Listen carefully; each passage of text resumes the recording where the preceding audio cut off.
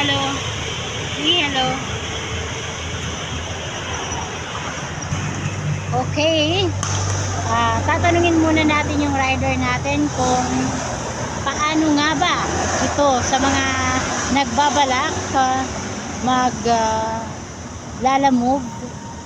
Paano nga ba natin uumpisahan? Ano ba, may mga kailangan ba to? Ayan guys, nandito na po tayo sa download nating application ng Lalamove. So ngayon tatanungin natin yung ating rider or driver kung paano ba ito. Ano ba ang dapat na gawin, sir? Ano ba yung may wallet? Bakit may account yan, sir?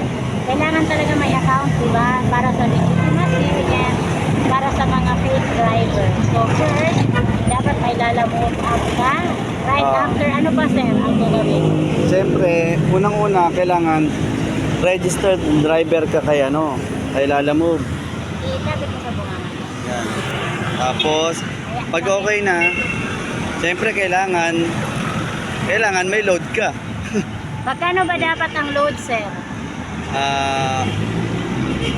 Usually ito, nagta-top up ka, ng lakihan. Pwede Siyempre, 1,000. pwede 1,000 kahit magkano.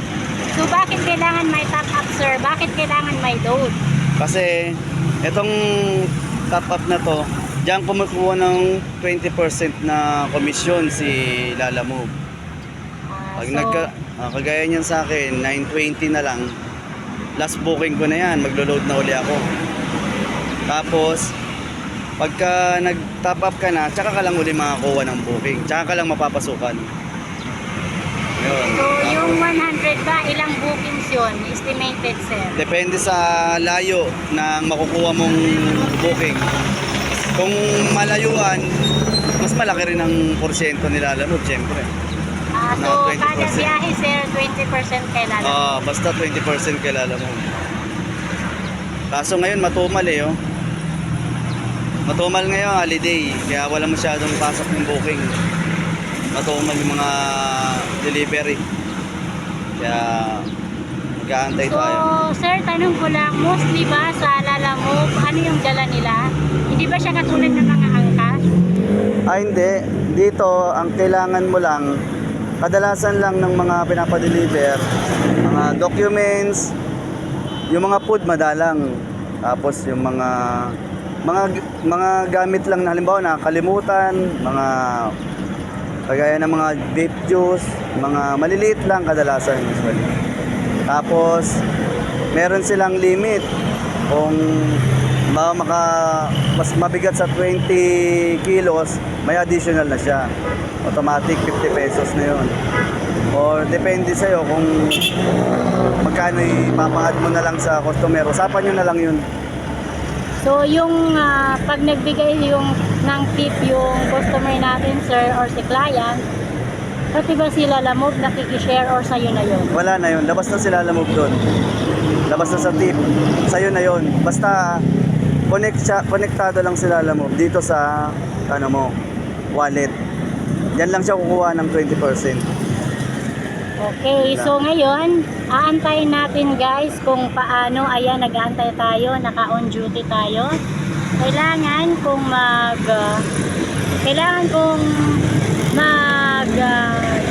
mag-go ka na for Lalamove delivery. Ito po, i-on mo lang yung on duty, off duty kapag ayaw mong mag-Lalamove today. So, naka-on duty tayo. Ipapakita natin kung paano ba kumuha ng booking. So ngayon, naka-standby lang po tayo waiting for the client or sa marireceive naming bookings. Katulad niyan, Antipolo. Kaso nga lang, siya? Malayo, so, long way. hindi po natin kukunin yon dahil malayo. So, dapat alam nyo lang yung estimated na kaya nyong takbuhin. Later guys, babalikan namin kayo once nakakuha kami ng bookings. Alright! Babalikan ko naman kayo later. This is Miss Drama Queen once again. Please don't forget to like, share, and subscribe to my YouTube channel. Lex and Jeff are here in Novaliches right now.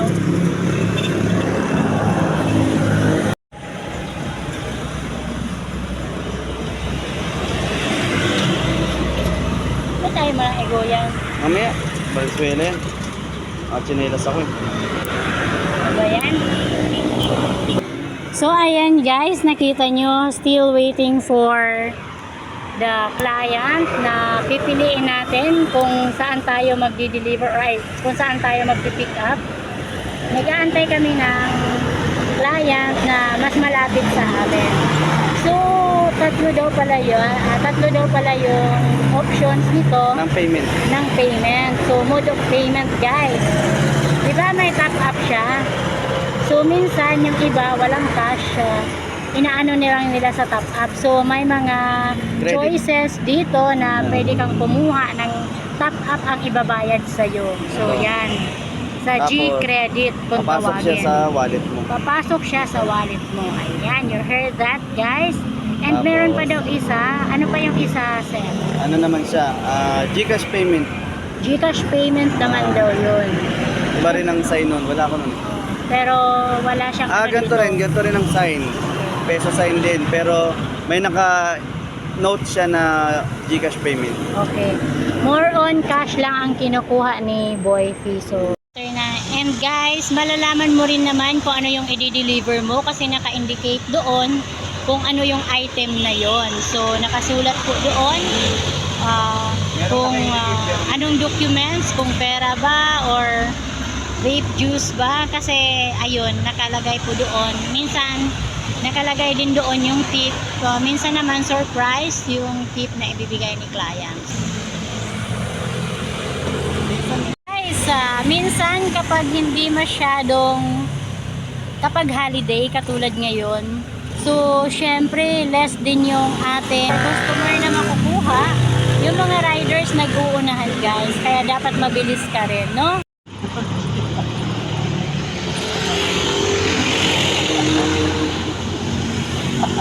Bakit?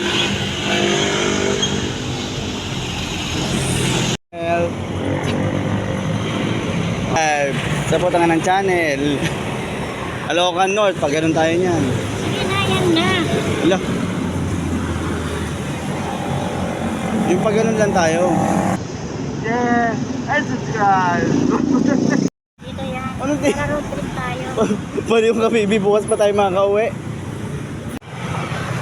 We'll together. All in love. Sinasayang mo yung pagbi-video ko. Ayan. So far, wala pa kaming nakuha, guys. So, ang sabi naman ng rider natin ngayon, kailangan lumipat tayo ng pwesto. Kung dun sa pwestong pinin location mo for your bookings or sa paghahanap ng clients or customer ay matumal or hindi masyadong maraming nagbubook, so you have to change the location para makakuha tayo ng bookings kasi baka dun sa area na yon maraming rider na nakaabang, so lipat tayo ng pwesto guys. Ayan.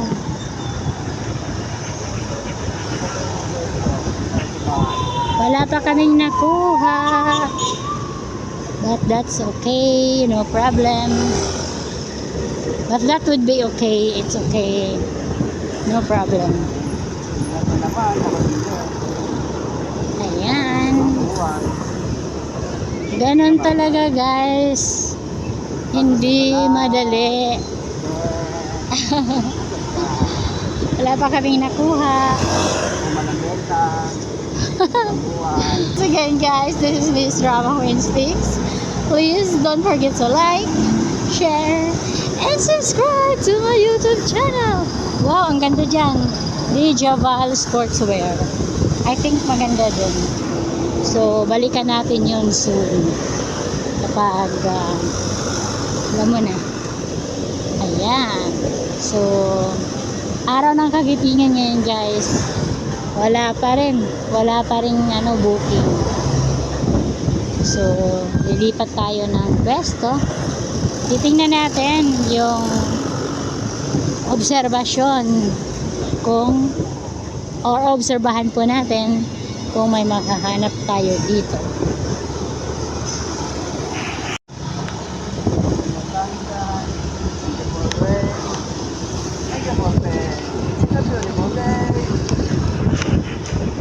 It's a view. Ayan na oh, Diliman. Malayo ba yan? Credit. Ay, home credit, hindi cash. So guys, home credit, G-credit ang ibabayad. So magta-top up lang yun sa iyong G-credit, sa iyong wallet, sa phone. Magagamit mo lang yun pang top up para sa biyahe-biyahe. Kasi pag bumiyahe, ika nga, sabi ng rider natin, kailangan may top up yung phone para makabiyahe. So bumalik kami kung saan doon niya ako unang dinala, yung nagdi-date pa kami. Tingnan mo nga naman, sa sementeryo ako dinala. Dito siya maghahanap ng bookings, guys. Tingnan natin kung may mahanap. Aba, marami guys, marami nga, naghihimala. So, yan guys, still waiting sa bookings. Talagang wala, madalang guys. And ayan, dito kami sa likod ng church ngayon and nasa bunganga ng papasok sa sementeryo. Wala talaga. So ay,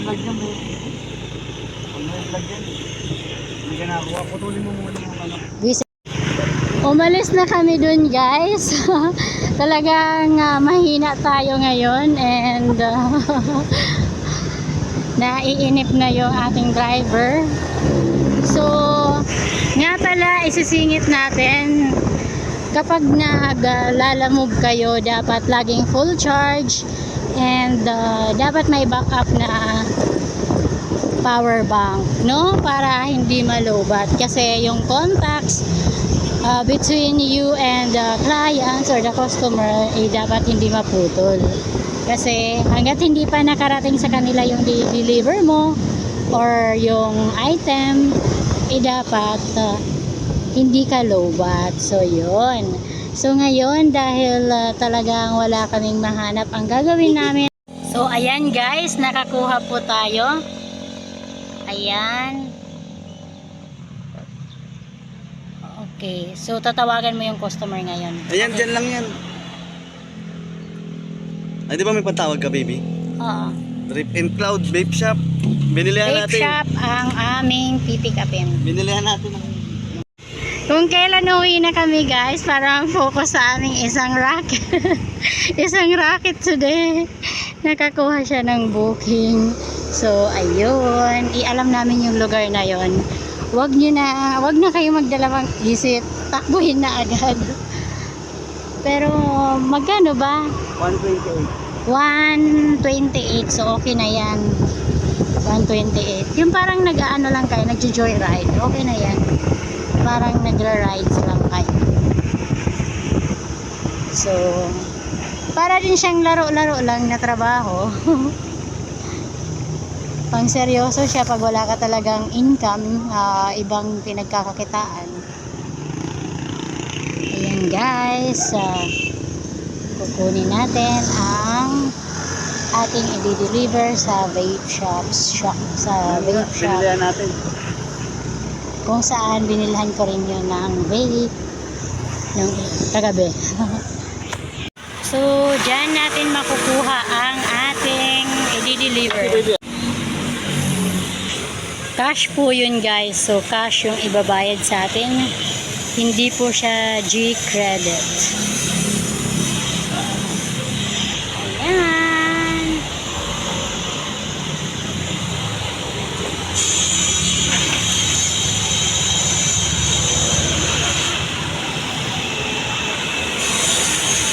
Chocolatin Juan.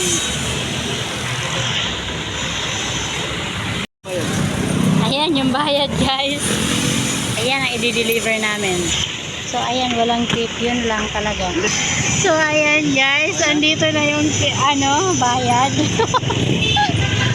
Pabarya-barya lang. Okay lang yan. So ahatid na namin sa client. Ay, ahatid na namin sa customer nila. Drop in, drop off daw. Pick up, saka drop off. Pick up, drop off, ganon.